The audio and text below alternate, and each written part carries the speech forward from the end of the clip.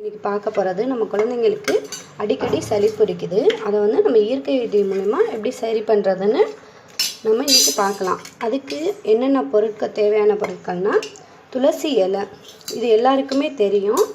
அதுக்கப்புறம் சித்தரத்தை, இந்த சித்தரத்தையை நல்லா தட்டி வச்சுக்கணும். அதுக்கப்புறம் பனங்கற்கண்டு, இது எல்லா கடையிலையுமே கிடைக்கும். இந்த துளசி இலையை வந்து நல்லா கழுவி எடுத்து வச்சுக்கோங்க. அதுக்கப்புறமா இதை நான் எப்படி தயார் பண்ணுறேன்னு சொல்லி ஹீட் ஆகிடுச்சு. ஹீட் ஆனதுக்கப்புறம் நம்ம இந்த கழுவி எடுத்து வச்சுருக்க இந்த துளசி இலையை இந்த பாத்திரத்தில் போடுறோம். இந்த பாத்திரத்தில் போட்டுட்டு அடுப்பை வந்து சிம்மில் வச்சுக்கணும்.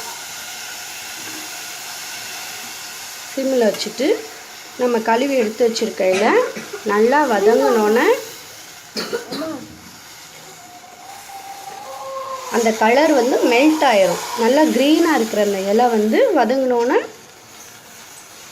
இன்னும் திக்கு பச்சையாக ஆயிரும். வதங்கின கலர் வந்துடும்.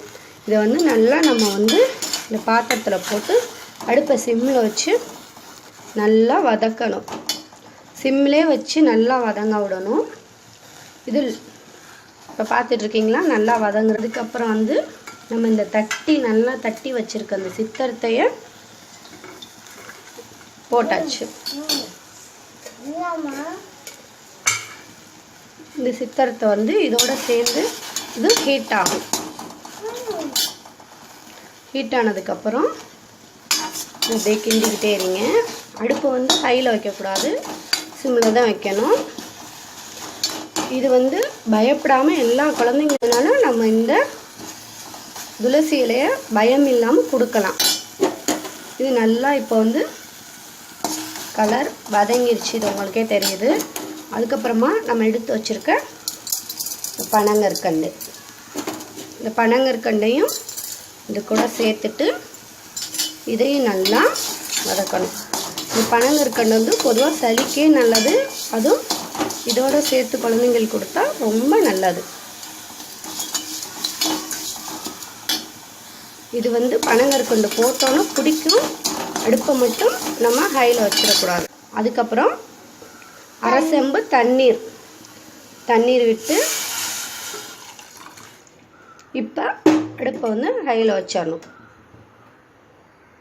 ஹையில் வச்சதுக்கப்புறம் தண்ணீர் விட்டு நல்லா கிண்டி விட்டுருங்க. கிண்டி விட்டோன்னே அடுப்பை ஹையில் வச்சு நல்லா கொதி வரணும். இது அது வரையும் நல்லா மூடி வச்சுருங்க. நல்லா இது கொதி வந்து நல்லா ஒரு 10 நிமிஷம், தண்ணி வந்து நீங்கள் அரை செம்பு தண்ணி ஊற்றுங்க. கொதி வந்து நல்லா ஒரு 10 நிமிஷம் வற்றணும். அதுக்கப்புறம் நான் கஷாயம் ரெடி ஆனோன்னே இப்போ காமிக்கிறேன். அடுப்பை சிம்மில் வச்சு நம்ம ஒரு மூடி போட்டு மூடி வச்சுருவோம்.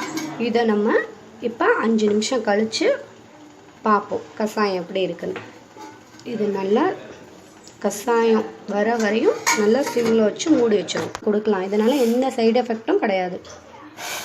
நம்ம லைட்டான சளிக்கெலாம் நம்ம இதே நம்ம வீட்டில் ரெடி பண்ணி குழந்தைங்களுக்கு கொடுக்கலாம். இதை வந்து இப்போ ஒரு வடிகட்டி வச்சு நான் இப்போ ஒரு கிண்ணத்தில் வடிகட்டுறேன். இதை நல்லா ஒரு வடிகட்டி வச்சு வடிகட்டிட்டேன். இப்போ இதை காமிக்கிறேன் உங்களுக்கு. இது எல்லா இலையும் இதை எடுத்துட்டு புழிஞ்சிட்டு நம்ம வடிகட்டிட்டோம்.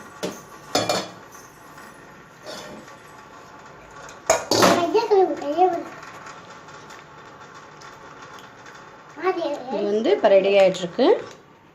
நம்ம நல்லா கையை வச்சு வடிகட்டி எடுத்தாச்சு. இப்போ கஷாயம் பார்த்திங்களா எப்படி இருக்கு, ரெடி ஆகிடுச்சு. இதை நம்ம காலையில் தயார் பண்ணி வச்சுட்டு ஒரு நாளைக்கு 3 டைம் குழந்தைங்களுக்கு பயம் இல்லாமல் கொடுக்கலாம். இதனுடைய அளவு வந்து ஒரு நாளைக்கு சின்ன குழந்தைங்களா இருந்தால் 6 மந்த் பேபியாக இருந்தால் ஒரு சங்கு பயம் இல்லாமல் நம்ம கொடுக்கலாம். இதை குழந்தைங்களுக்கு பயம் இல்லாமல் கொடுக்கலாம். இது வந்து நான் என் குழந்தைங்களுக்கு கொடுத்துருக்கேன். இதனால் நல்லா வந்து எனக்கு ரிலீஸ் கிடச்சிருக்கு. இதனால் குழந்தைங்களுக்கு சளி. இதை கொடுத்து பார்த்துட்டு எப்படி இருந்துச்சுன்னு நீங்கள் கமெண்ட்ஸில் சொல்லுங்கள், லைக் பண்ணுங்கள். தேங்க்யூ. ஒரு நாளைக்கு சின்ன குழந்தைங்களா இருந்தால் 6 மந்த் பேபியாக இருந்தால் ஒரு சங்கு பயம் இல்லாமல் நம்ம கொடுக்கலாம். இதை குழந்தைங்களுக்கு பயம் இல்லாமல் கொடுக்கலாம். இது வந்து நான் என் குழந்தைங்களுக்கு கொடுத்துருக்கேன். இதனால் நல்லா வந்து எனக்கு ரிலீஸ் கிடச்சிருக்கு. இதனால் குழந்தைங்களுக்கு சளி.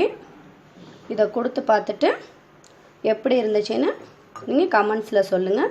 லைக் பண்ணுங்கள். தேங்க்யூ.